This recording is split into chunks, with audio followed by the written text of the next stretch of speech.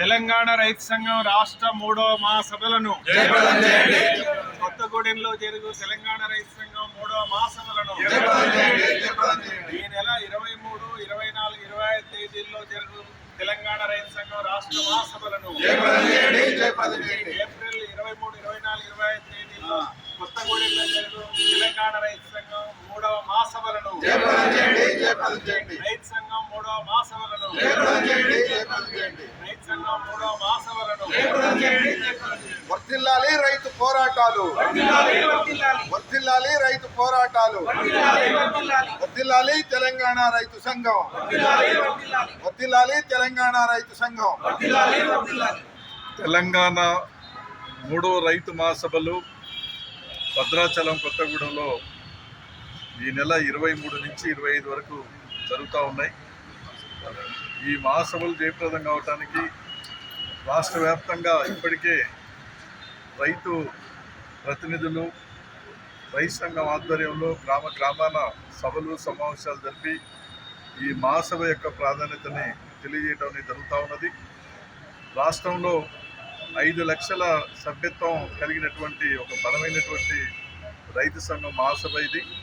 ముఖ్యంగా కేంద్ర ప్రభుత్వం, రాష్ట్ర ప్రభుత్వం ఈ 2 ప్రభుత్వాలు కూడా రైతాంగానికి చాలా అన్యాయం చేయడం అనేది జరుగుతూ ఉన్నది.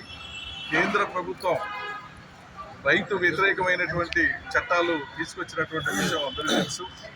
ఇవాళ గిట్టుబాటు ధరలు కల్పించడం లేదు.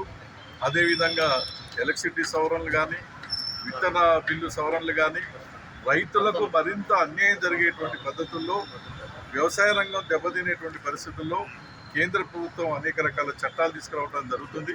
దానికి వ్యతిరేకంగా పెద్ద ఎత్తున పోరాటాలు నడపాలి. రాష్ట్ర ప్రభుత్వం కూడా వాళ్ళు ఎన్నికల ముందు వ్యవసాయ రంగానికి సంబంధించి రైతు డిక్లరేషన్ ప్రకటించారు. కానీ ఏ ఒక్కటి కూడా అమలు చేసినటువంటి పరిస్థితి లేదు. రాష్ట్ర ప్రభుత్వం తెలంగాణ రైతాంగానికి ఇచ్చినటువంటి హామీలు అమలు ఎందుకు చేయటం లేదు?